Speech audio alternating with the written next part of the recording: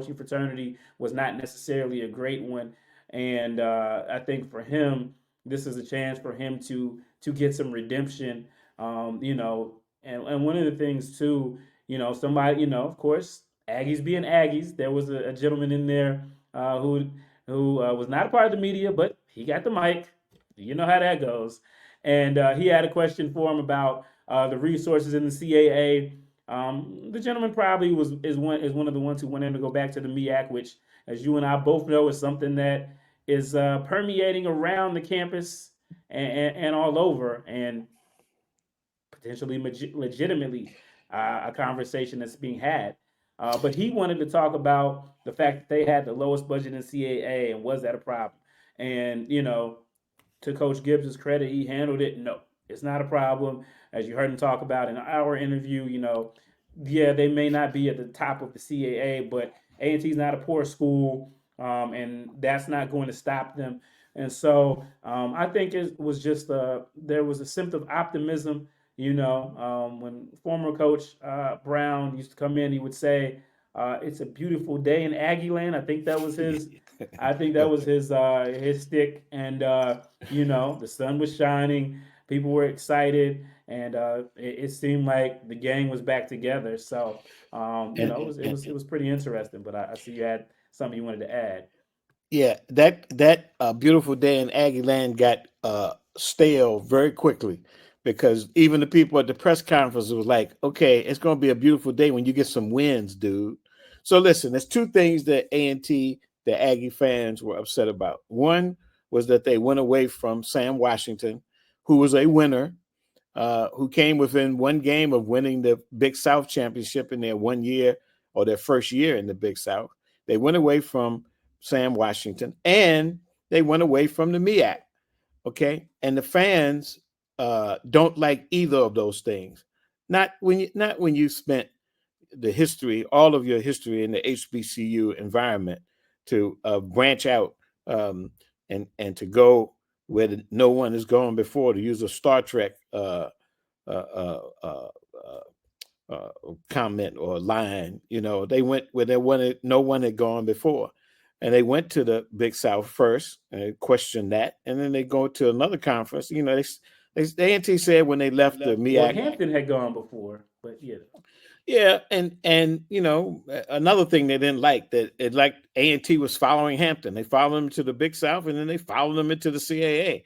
They did not like that, because when you are the big dog and you don't mind telling people that you're the biggest HBCU in the country, that's not That should be you at don't. the gate. That should be on every. It might as well be on every gate in the gate city. I'm sorry. Exactly.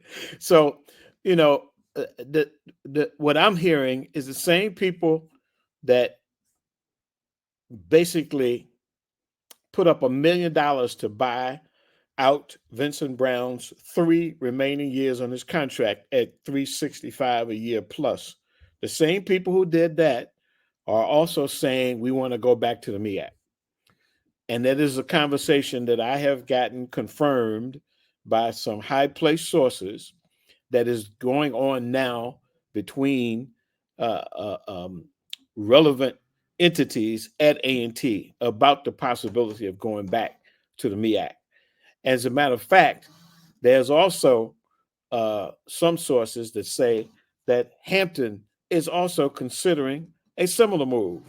These are people that have close contacts with some of the powers that be in Hampton, that say that Hampton is not discounted that. The word is that former Chancellor Martin did not even want to talk about going back. He was always talking about going forward, but that the present Chancellor Martin is interested in having a dialogue as to why. Why should we go back? Why would it be to our benefit to go back? What were the pros and cons? So that's what I have so far. I have not reported it because I have not fleshed it out in terms of having enough sources to say that it's real. There are stories out there saying that the MEAC has issued an invitation for A&T to come back. Again, we haven't talked to Sonia Stills or anybody in the MEAC to confirm that, and I'm not even sure if we talked to them, they would. But certainly behind the scenes, there's a lot of discussions about these kinds of things. So The Aggie fans do not like being in the CAA. They did not like being in the Big South. They did not like playing. One of the persons who called me today when the A&T schedule was released said, I didn't know we could play Maine. Is Maine in the CAA?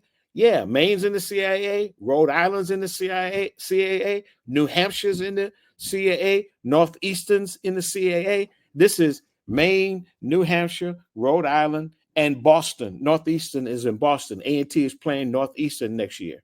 Okay, so in this day of realignment that is going on throughout college football, on every level of college football, people moving up, changing from FCS to FBS, and people moving from Division II to the FCS. A lot of change, a lot of realignment is going on. So it would not surprise me. You remember a few years ago we had a discussion, Steve, with HBCU Game Day down in Atlanta when Hampton left the MEAC, and I said, then don't be surprised if A&T, and they said A&T, they had won at that time. I think they had won three straight Celebration Bowls. Oh, they were Hampton's biggest hecklers. I remember the Ram. Absolutely. And people said to me, and at the time, only reason I knew because I had sources that were telling me that the athletics director at A&T was doing research about where to get the biggest bang for their buck, and I'm sure that discussion has not ended, is ongoing, so I know I would keep my eye out right now, see what's going to happen with Earl Hilton, the athletics director at A&T. What's going to happen with him? He brought in Vincent Brown. He was, along with Chancellor Martin, appeared to be the engineer of these moves out of the MEAC to the Big South and to the CAA. If you really had heard what Chancellor Martin was talking about, he was really talking about A&T going beyond the CAA. He envisioned A&T being an FBS school. That's the direction that he was going. And I'm sure he endeared himself to one Stephen J. Gaither when he went to Winston-Salem State and in short order tried to move the Rams into the MEAC and make the MEAC a 12-team conference. Well, we've come a long way. Okay. Huh? I said on the Rent-A-Center plan, but yes. Right. So anyway, I think there's still a lot of chess pieces that could possibly change. Some people are really questioning. I personally like Earl Hilton. I think he's done a great job in a lot of ways in increasing the profile of North Carolina A&T. But sometimes you may make a move too soon, too fast, too quick, and you could lose a lot of those people who have supported you over time. So anyway, that's a reality. That's that situation, I think, at A&T as it stands right now. Yeah, as you say, I was there today, and so yeah, obviously Earl Hilton was there. There was three of them, just like with Vincent Brown. There was new Chancellor Martin. There was Mr. Gibbs, and then on the other side there was Earl Hilton. And it's very interesting. I'll have to go back and look at the placement of and look at the placement of the photos of Chancellor Martin, Coach Brown, and A.D. Hilton. I feel like I can't remember. Maybe it was different. Maybe it wasn't. I have to go back and look at my photos. I'm getting a little older now, so I have to make sure I check the memory. But Lou, I could forget that anyway. But no, I think very valid points. Like we said a couple weeks ago when we talked about this. The Chancellor Martin that was there previously is not the Chancellor Martin that's there now. I did have a brief conversation with him. I didn't accost him about whether or not you're going to move to the MEAC. I thought about it, but I just kind of had a good conversation with him, and he was kind of talking about how he felt like he gave this anecdote about him being a jazz fan and some jazz song. The Chancellor did? Yeah. About, I think it's called "I Do It by Feel" or something by feel, and it's basically talking about how this gentleman didn't have his eyesight, so he had to do everything by feeling, and he had to know when it felt right. And this felt right. He seemed like a guy. They going back to the MEAC. He ain't feeling the CAA. Watch.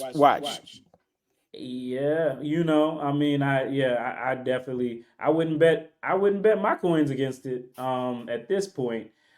Previously, yeah, but again, when presidents change, and I think it's the same, it would potentially be the same situation up in Hampton. You